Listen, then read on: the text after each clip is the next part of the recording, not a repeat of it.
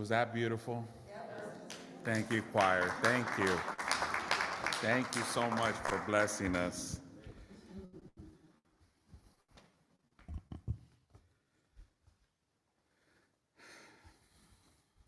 Easter Sunday asks something deep of us. I believe it asks us to stand before the story of resurrection and consider what new life means when we have known grief, disappointment, violence, and loss. Now, we know that some Christians proclaim with certainty that Jesus was physically raised from the dead. Others hold the story more symbolically, hearing in a truth that may not depend on historical proof. And many of us live somewhere in between or all over the place about it. Whatever it is that you believe about this story, I know for me the story matters. Because I believe that whether one receives resurrection as a literal event, sacred metaphor, or holy mystery, Easter for me reminds me of the refusal to let death, despair, and empire have the final word.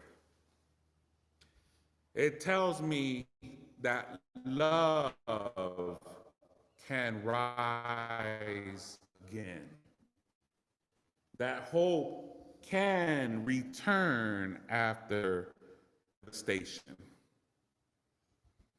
that what has been buried is not always gone forever, is it?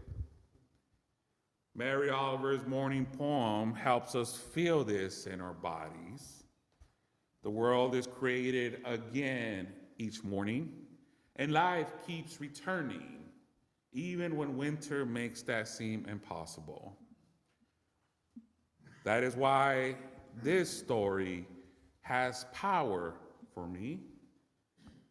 I believe it tells the truth about human life. We know what crucifixion looks like in this world, don't we? Injustice, cruelty, abandonment, and the crushing of the vulnerable. But Easter insists that these forces are not ultimate. Something in us resists them. Something holy keeps rising in communities of courage, and acts of compassion, and movements for justice, and hearts that dare to begin again. So whether we call resurrection fact, metaphor, mystery, or hope, I believe Easter still invites us into its truth.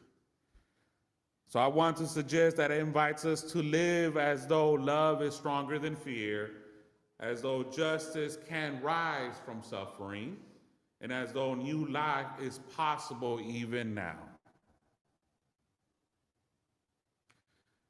And perhaps that is faith, not having every answer, right? Trusting that the tomb is never the end of the story. And so just like the Zen poets of China and Japan, Mary Oliver's work is deeply rooted in nature and her physical and ephemeral experience of the wilds that surround her. It's been great to walk with her during Lent, hasn't it? In Morning Poem, she communicates a deep optimism about the human condition.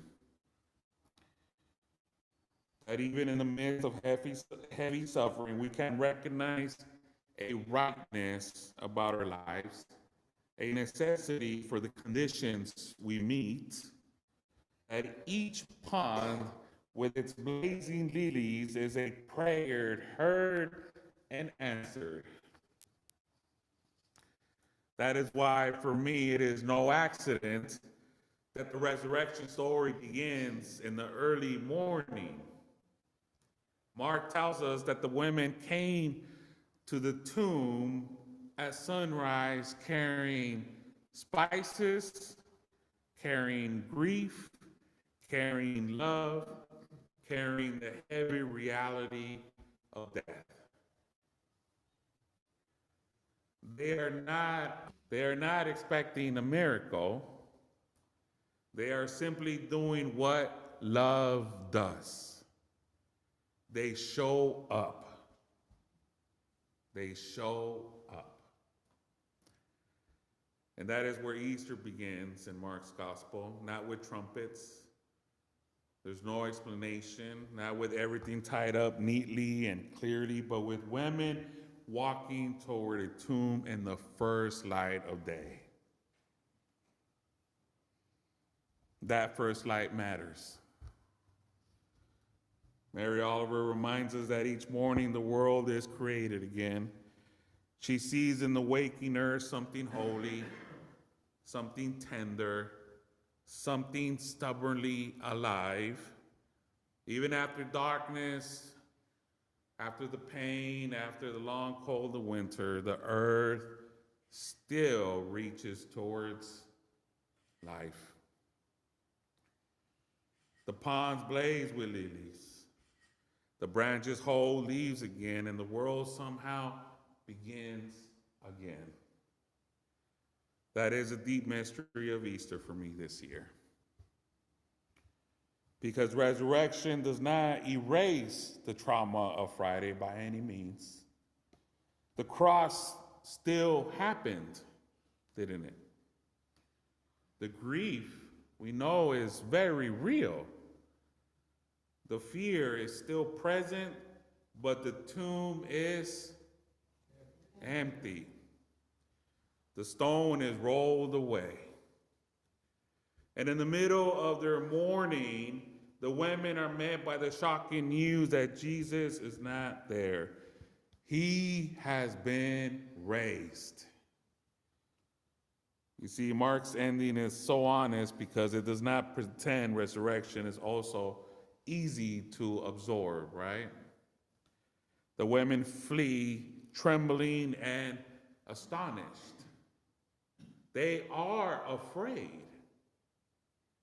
And maybe that is exactly right, because resurrection, for me anyways, is not simply comforting. It is also unsettling, isn't it? It disrupts our assumptions. It shakes loose what we thought was final. It announces that death, empire, violence, and despair do not get the last word, as we are reminded every year on Easter Sunday. Mary Oliver helps us here because her poetry lives close to the cycles of life: death and birth, sadness and gladness, despondency and hope. She understands that the natural world is not separate from us, but that we belong to it.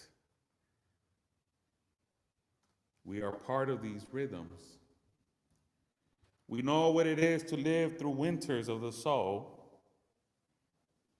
We know what it is to wonder if anything green will ever return. We know what it is to stand in places of pain and ask whether new life is still possible.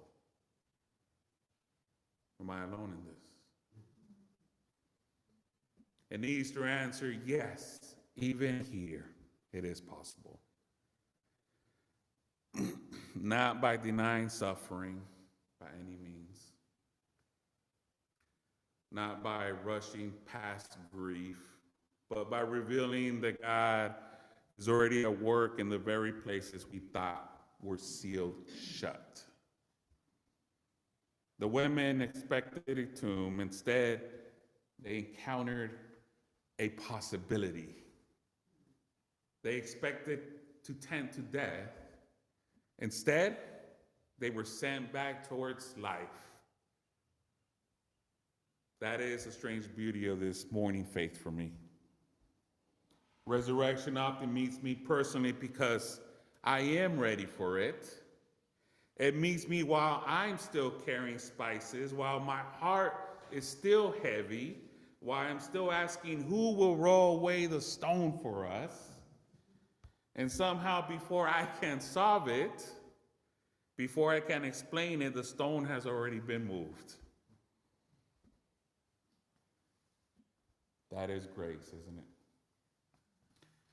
And maybe that is why Mary Oliver's vision feels so close to Easter. She reminds us that the world is filled with signs of quiet resurrection. Morning after morning, life returns, light returns, breath returns, and hope returns. Not because life has become easy, but because the Holy continues to move through creation with healing, surprise, and mercy. So perhaps Easter asks us to trust what we cannot yet fully see. To believe that even when the world feels buried in fear, God is still bringing forth life, church. To remember that the story is not over just because we have reached a place of sorrow, to honor the trembling in us, but not let it keep us from the road ahead, just like the donkey moving one step ahead. So the women leave the tomb afraid, yes, but they also leave having witnessed that death has been interrupted. And maybe that is where faith begins for us too, not in having all the answers, but in daring to live as though love is stronger than death, as though hope is worth returning to, as though each morning still carries the possibility that God is making all things new. For every morning, as Mary Oliver says, the world is created again. And on Easter morning, we remember that so are we. Amen. All right. Well, now you're welcome to come up and share your resurrection story or whatever's on your mind, really.